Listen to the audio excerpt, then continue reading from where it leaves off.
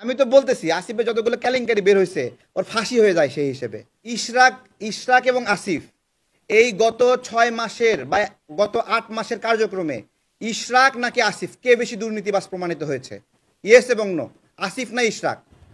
কার কেলেঙ্কারি বের হয়েছে, আসিফের না ইশরাকের? আসিফের বের হয়েছে।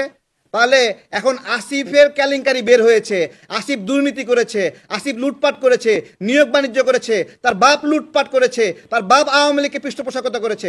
আপনি এখানে আসে ইশরাককে ফাঁসাচ্ছেন। ইশরাকের ক্রাইম কি কি ভাই? আদালত তার পক্ষে রায় দিছে, এই তো সেই রায় অনুযায়ী সে অধিকার চায়, তাহলে সেই অধিকার দেওয়া হচ্ছে না। সেম একই অধিকার চট্টগ্রামে আপনি দিয়েছেন, চট্টগ্রামে দিয়েছেন কিন্তু ঢাকায় দিতে যাচ্ছেন না। কেন দিতে যাচ্ছেন না? কি কার মেয়াদ? দাঁড়ান, আচ্ছা ইশরাকের মেয়াদ নাই। আচ্ছা একজন ব্যক্তি, আচ্ছা আমি আমি বলছি, ভালো বলেছেন ইশরাক ভাইয়ের মেয়াদ নাই, এই তো ইশরাক ভাই দায়িত্বই তো নেয়নি, শপথই গ্রহণ করেনি, সে মেয়াদ পেল কই থেকে? ইশরাক ভাই তো শপথই নেননি। উনি কি একদিনের জন্যও ছিলেন? বলেন, ওনার মেয়াদটা গেল কিভাবে? ওনার মেয়াদ খেয়ে ফেললো কে? এখানে দেখেন পক্ষ কয়টা, তাপস এবং ইশরাক নাকি? দুটা পক্ষ না? আদালতের কাছে কি বলেছিল যে এইরকম এইরকম করে ইলেকশন ইঞ্জিনিয়ারিং করে আমাকে হারানো হয়েছে নাকি? ইলেকশন হওয়ার 30 দিনের মধ্যে সে আবেদন করেছে যে আমাকে এই এই উপায়ে হারানো হয়েছে, এই এই কারণে আমি ভোট বেশি বেশি পেয়েছি, আপনারা বিচার বিশ্লেষণ করে এই তাপসকে পরাজিত ঘোষণা করেন, আমাকে বিজয়ী ঘোষণা করেন। সেই বিচারটাই 2 বছরে হয়েছে বা 3 বছরে হয়েছে। হওয়ার পরে আদালত কি পেল? যে হ্যাঁ তাপস ওই সময় পরাজিত ছিল, তাই না? সেই পরাজিত হওয়ার প্রেক্ষিতে বলছে ঠিক আছে এখন থেকে ইশরাক তাহলে বিজয়ী। তাহলে এখন আপনি বলেন আপনি তাপসের পক্ষে নাকি ইশরাকের পক্ষে? বলেন এটা।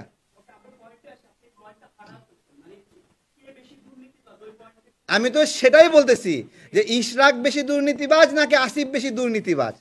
আপনারা তো এই এই জায়গাতে ধরছেন না।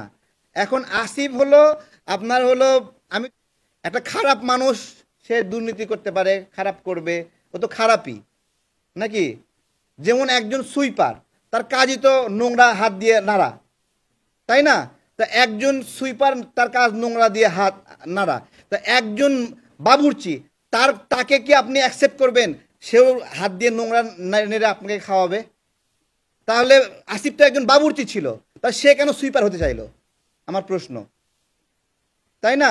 এখানে আসিফের একটা জিত কাজ করতেছে। একটা 150 টাকার ছেলে যে বাই চান্সে ক্ষমতায় ঢুকেছে, সেফ বাই চান্স, জনগণের ম্যান্ডেট নিয়ে ঢুকেছে। ইশরাক ভাই তো কিছুটা ম্যান্ডেট আছে ভাই, কিছুটা তো আছে, তাই না?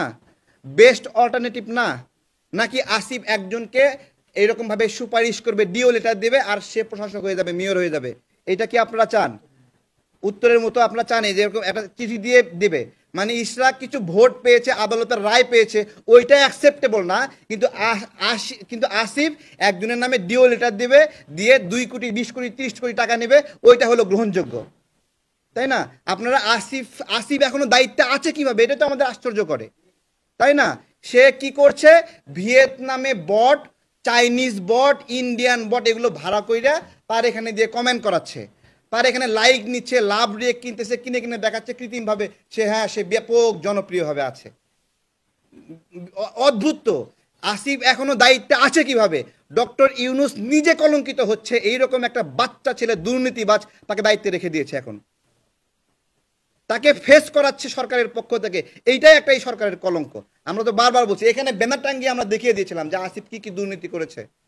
আসিফ কেন এই যে এনসিপি কে দায়িত্ব দিয়েছিল যে ওয়ার্ড কাউন্সিলর, যেটা কাউন্সিলর কমিশনার এগুলো যে নিয়োগ দিবে, এগুলোর জন্য এনসিপি কে দায়িত্ব দিয়েছিল। এই যে মহাখালী ডিওএসিস এর ভিতরে একটা বিল্ডিং এ সেখানে মিটিং করেছে, ভাইবা নিয়েছে, তাহলে এনসিপি ইন্টারভিউ নেওয়ার কে কে কে প্রশাসক হবে বলেন? রূপায়ণ টাওয়ারে ইন্টারভিউ নিয়েছে, হোটেল শেরাটনে ইন্টারভিউ নিয়েছে, এনসিপি কে কেন দায়িত্ব দিয়েছে? আসিফ নিজে নিজে দুর্নীতিবাজ, তার দুর্নীতিগুলো সে ব্যাখ্যা দেখ, সে ইশরাকের দিকে আঙ্গুল তোলে কিভাবে?